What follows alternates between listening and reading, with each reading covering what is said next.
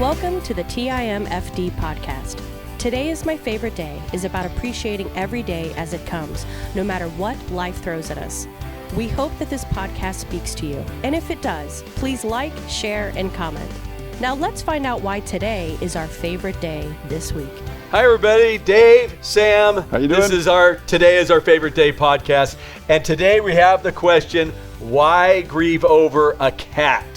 A furry furball friend. Now we do this jokingly, but we want you to get on to this podcast just by that. Yep. But also Sam had an experience this week, actually, just this last week. So tell us about that. Well, it was today. I had to put our second cat down. I had to do that one earlier in the year. He had cancer today. Sophie, 16 years old. Oh my gosh, that's a long time. Yeah, that's a long time. Whew. And so we're looking at. She was in pain. Yeah. Whenever she would eat, it would come back up. Yeah. And then when she wasn't eating, she'd still bring stuff up. So she was in trouble. She was in trouble. And I thought we were going to lose her over the weekend before we could get to the vet. And the most humane thing, the hardest part was getting her out from under the bed. Oh, yeah. Because I was afraid of stressing her out and giving her a heart attack. Right. She finally, sardines coaxed her out. Right. So the goal here is how do you work through that loss, right? That's hard. Because for us, we had a cat from long ago that was tied to our youngest daughter, named Rambo. Okay. And Rambo ended up getting a leukemia after about 8 years, something like that. Yeah. And he was just dying before us. So we had somebody come over that did this humanely, and Rebecca got to hold him while they did everything, and he died in her arms with us around her, and we prayed with her, and then went and buried Rambo, and it was hard. It was hard emotionally, and it was hard, I know, emotionally with you, and we also dealt with another cat of ours, and it's called Mr. Fuzzy Pants. Yeah, I remember him. Mr. Fuzzy Pants was a big cat who said hi to everybody. He was like a dog. But with him is, again, he caught, it looks like some sort of leukemia, something that was quick. And he was the one tied to my cancer. So how we wrote the book, Today's My Favorite Day, there's actually a chapter in there that talks about Mr. Fuzzy Pants, and that connection. And so losing him was emotionally hard. I was surprised how hard it was, and how we had to, Tanya and I both, and with Rambo, with Rebecca, to grieve over those losses. And if we didn't, it was going to come back and haunt us later on, even with a cat. Yeah, it does. I got to hold Sophie today while she passed. And I insisted on that. I mean, it's just one of those, because she, she's been there there's a connection. Yeah. And I do know that, I cried. There's no two ways about it. It was just one of those. But I also know that if we don't grieve over our animals, our loved ones, if we don't grieve well, we're in trouble. We're in trouble. Emotionally, spiritually, and mentally, we'll be in trouble. And for those of you who are wondering about, why we're talking about cats, Luke 12:6, and this is from my sister. She had to put her dog down this past weekend. Luke 12:6, and I'm reading from the King James because that's what she sent. Sure. Are not 5 sparrows sold for 2 farthings, and not one of them is forgotten before God? Even the least of his creation is special to him. Yeah. And so our pets are special to us, and they're created by God too. Yeah. 16 years, that's a long time. And we're also to be managers, protectors of these animals that we've been entrusted with. And so there's that tie in, and they become friends. They become all of that. The key here is about how do we grieve through it. So crying through the loss of a cat, a lot of people would kind of laugh and go, really, loss of a cat? If those who are laughing have not been through a grief, have not been through a loss, or they're emotionally stunted where they can't even get there. I look at the same as, working through that grieving process as the loss of let's say, a parent. Both of us have lost parents. Yes. We've had to work through that process with their parents. It's a little easier because they were around a long time. They had great lives. Mine were mentors. I know with you, same thing. Same thing. So, but it was still hard. And I cried over both my parents. Yeah, so. And I still do from time to time. And I'm absolutely. Sure you do from time to time. Because something will come up. It'll remind you either a good or bad memory. Songs always do that to me. And there's nothing wrong with that. No. And people look at you and say, why are you crying? And, here's the thing. Why are you crying? Say why you're crying. Yeah. Oh yeah, that for me, it reminds me of the joy I had with my parents. Uh-huh. The song "Good Father." Oh yeah, that song is tied to my dad so much because he and I like the song. "I'll Fly Away," an old hymn that my dad loved. With my mom, it's a song by Elevation, "Do It Again," so more of a contemporary song. Right. "Amazing Grace," because of her generation, because she played it on the piano. Yep. "Jesus Loves Me, This I Know, for the Bible tells me so." Same thing, she did that. Yeah. So that kind of the music just I get there and I go, okay, I'm gonna cry through this and also laugh through it. And I know that's what you do with your mom. With my dad, the song was "In the Garden." Oh yeah, that's right. Yeah, and it's "I Come to the Garden Alone," and it is all about the person singing the song and their relationship to Christ. Yeah. And it's a very personal song. Yeah. My dad was told one time by a pastor's wife that that's a very selfish song. And my dad said, absolutely. and that's the fun part of this too.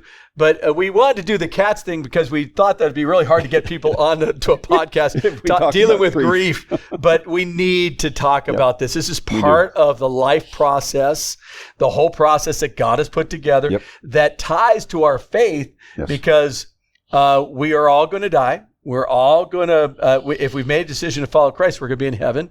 If we haven't, the scripture says we'll be in hell. Separated from God. And I know no one likes to hear that, but that's the reality. And we always want to tell the truth. We don't want to people please, don't want to be codependent in this area. So if you're struggling with grieving, if someone's struggling with that, of working through those emotions, there's some reasons for it, but I do want to read a scripture to you that's out of Ecclesiastes 3:4. It says, there's a time to weep and a time to laugh. Yes.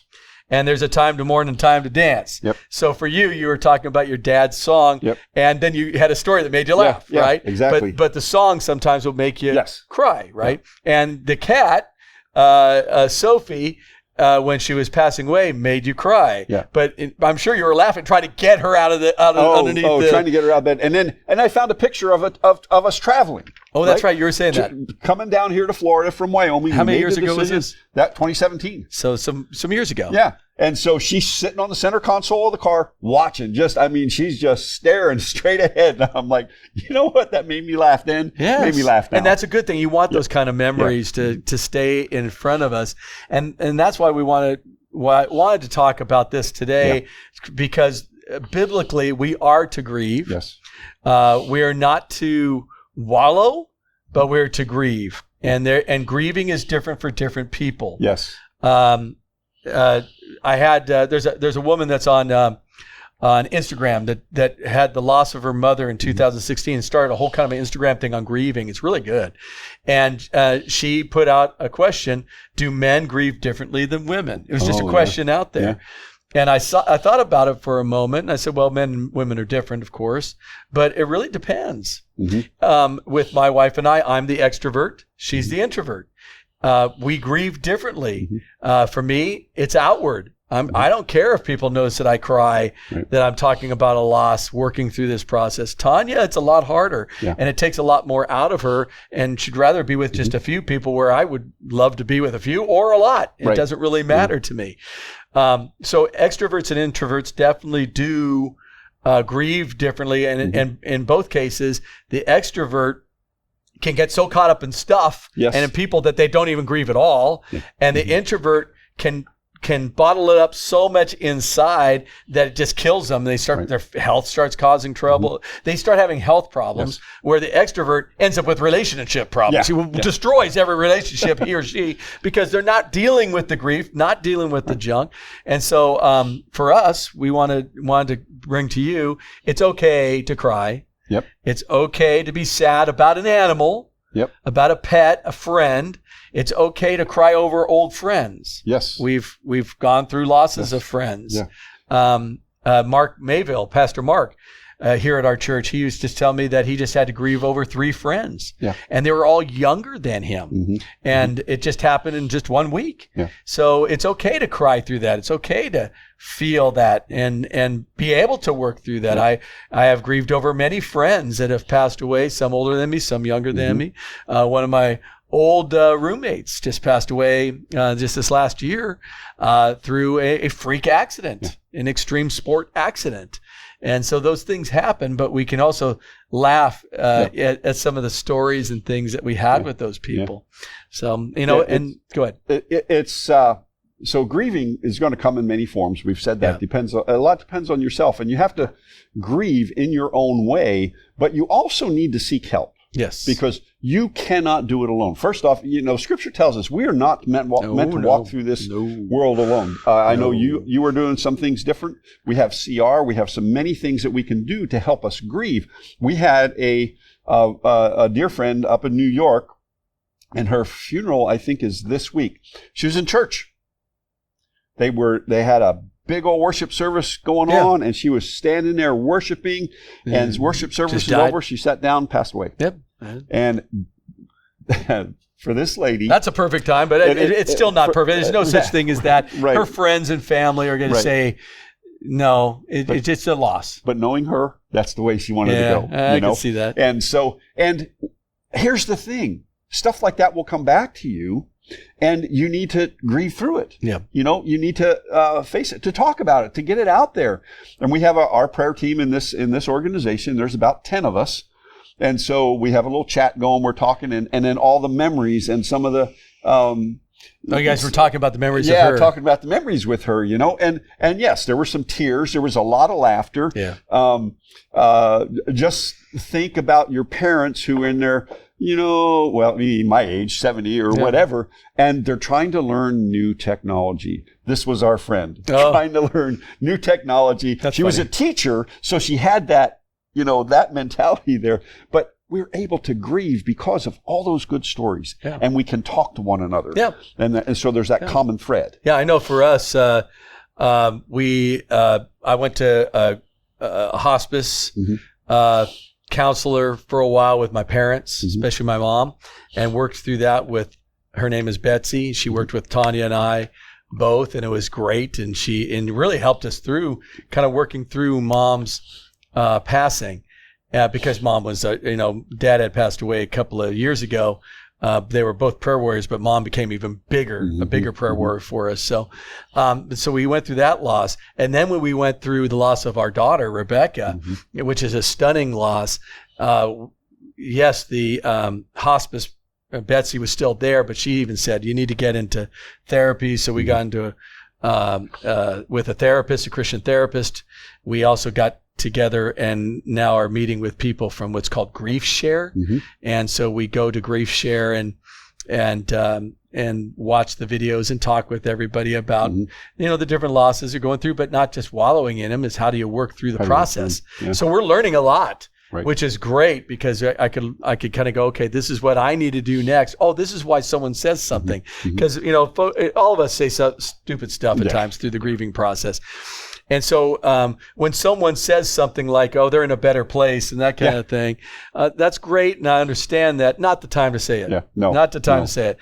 That's at least one thing I'd learned is keep your mouth shut and just give people hugs. And so, for someone who is having to be around someone who's grieving, someone who's going through the pain of that, they're going to go on their timing. It's going to take their time. It's going to take a different times where they finally kind of go, okay, I'm moving on from this, or moving through it, not so much on it, but moving through the pain. And relationships get different. Yes. They just do.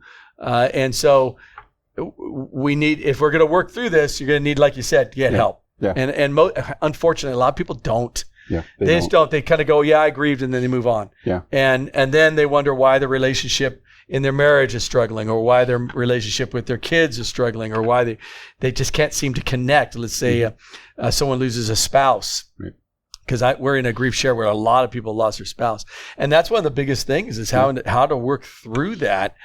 which I couldn't imagine, work through the loss of your spouse and come out through the other side as a healthy person who can live alone. Yeah. And that's okay. Or if God says, I'm going to bring another relationship to you, get into a healthy place where you can actually not destroy the relationship. Right. You know what I mean? So grief is hard. And here's another component that a lot of people don't understand, which we've learned through therapy, is that if a person has a lot of trauma in their past, if they have been abused, if they went through a divorce as a kid or as an adult, if they went through very difficult circumstances, what will happen is when they hit a loss that's that big, it's a big loss, it will travel all the way back. That grief will go all the way back, and they'll re-grieve all these losses through their life. And if they don't have help to do that, they will get stuck, and they will be horrible for everybody. Yeah. They won't be able to work through the grief. They'll get stuck. They'll start isolating. I mean, it's just what happens. Right. Yeah. And so we've made it very clear with us that we're not going to do that. We cannot do that. My wife has much more trauma in her past than me. I grew up in a really good home situation. Tanya did not. And so there's a lot of grieving that's going on just in her past to work through that. And I'm learning this. I'm seeing this, and I'm going, wow. We are grieving differently, and we're grieving differently because of our pasts are different. Yeah, it's amazing what we tell ourselves when it comes to grieving. And I'll be the first to admit, my mom had Alzheimer's before she died. Yep. And the last 7-8 years, she didn't know who I was. Yeah. I told myself for 7 or 8 years, I've already lost my mom. Oh, okay. Okay, and so I'm thinking like that I've already lost my mom. Text. Sorry about that. There you go. Go ahead. And one of the big mistakes when you do a podcast is not to turn off the sound on your phone. Yeah. So I apologize. Go ahead. Oh, no worries. So here I am thinking, okay, no big deal. You know, I've already grieved, right? Until I go up. Yeah, when you went up to see, you guys did the event and we did Celebration of Life here a couple weeks ago, and I'm sitting there thinking, I didn't grieve. What I did is what most men do. I pushed it to the back. I pushed it back there and said, I've lost my mom years ago, yada yada yada, and that's wrong. I'm good. I'm good. Yes, I hear that a lot. Yes, I'm good. I'm good. Boy, those are 3 words you I'm just fine. use. No, you're not. Yeah, no. And so now I'm starting to grieve better over it. One thing I'm able to do that I even through all that time where I said, you know, I've lost her, and I couldn't tell many stories about her. Yeah. Now I'm beginning to be able to tell stories about her. That's good. I was raised in a good family. I had some abuse, but it wasn't family. Yep. And so it's one of those, I can talk about some of the goofy things she did. Yes. You know. And have fun with it. Yeah, I got to tell this story. Mom drank coffee in the morning. Okay, we used to go to a private Christian school in Concord, California. Okay. So going down the highway, there was a bump. Now that bump was there every day. Yeah, never changed. Never changed. So we're driving to every day. She takes a sip of coffee, spills it down. I mean, every day. Every day. That's hilarious. You know? And then she'd say, I know that bump was there. So I can't remember the bump. Yeah. That's funny. But you know. Well, and I think that we have to work through, I know we have to work through the grieving process. We can't push things back. Right. But a lot of people do, thinking, I'm better, I'm doing better. I'm doing better than them because they're still grieving and I'm not. Right. Well, you never dealt with this, so of course you think you're doing well until a couple of years down the line. Yeah. And a lot of people, even if they go through the process and grieve well, a lot of people think, well, after a year, you're going to be better. There's something about a year that suddenly makes it better. And it doesn't. No. Matter of fact, we found out through Grief Share that the second and third year can a lot of times be harder for people, especially if you've been through a lot of abuse, a lot of hurt, a lot of stuff. Now if you're going through all this and you kind of work through it, now you're finally getting to where, you know, this person that was lost in your life, you're now getting to deal with it. So for me, the loss of Rebecca has been devastating. the working through it, I'm learning a lot about myself, and that's a good thing. And there's a time to weep and a time to laugh. There is. And a time to grieve, and there's a time to dance and get up there and go. And so we're doing that. Yes. And that doesn't stop us from being on a beach and just kind of thinking about her, or my mom, or a friend. It doesn't mean that we wallow in it, but we are cognizant of the loss and thanking God for the time we had and the time we're going to have with them, because we're going to see them. These people are in heaven because they accepted Christ. Right. So that's a lot of peace there. Yeah, but why grieve over a cat? Yep. And the reason for it is because if you don't grieve over a cat, how are you going to grieve over anything else in your life? Yeah. And that pet, is something that we do need to grieve over, because it's a animal that was put into your life for your care. You're responsible. You are to be the good manager of what God has given you. Yes. And part of that managing of that animal is to love that animal and take care of that animal. And when you lose that animal, there is a loss, and it needs to be, I have experienced a loss. God help me through this loss. And so then when you have issues with losses in family members or a parent or a child, you recognize, I have experienced a loss. I am going to be different. Doesn't mean I'm going to be worse. Doesn't mean I'm going to be better. It just means my life is different. And it's going to be different. And when I acknowledge that, I can start moving forward. Yes. So the grieving over a cat, Sophie, which is a good thing. I'm glad you cried. I did that with Fuzzy Pants. It is that we can move forward and we can grieve over the other losses in our lives and be in a healthy place. I just have to pass 5 o'clock in the morning. What? I just have to get past 5 o'clock in the morning with Sophie. Oh, really? Oh, yeah, because because the cat hung out. Yeah, I'm up at 5 every morning, and she's. I get that. I mean, we're talking Mao all the way down until she got her food. Anyway, and they bother, and the cats bother you. I have that with the cats. Yeah. Now all 3 of our cats. Yes, I have 3 cats in our house. All 3 cats are now coming down into my office and jumping on my lap while I'm trying to read my Bible to get pet and that kind of stuff. So you're gonna lose that. Fuzzy Pants did that with me every morning. He sat down and I read and pet him while I read. So we're going to go through those losses. But if we can't grieve over the loss of a pet that was connected to us, that God put with us, there's no way we're going to get into a healthy place. So grieve over those losses, laugh about the good times, like you said, in the mornings. And your mornings are going to be rough for a little while. And but also to be able to laugh through, like the cat being on the the front of the car like that. Those are the kind of things we need to be able to look back and be in a healthy place by saying there's good things that took place too. Absolutely. So, now, if you're in a place where you are grieving over something, you need help with that, please reach out to us.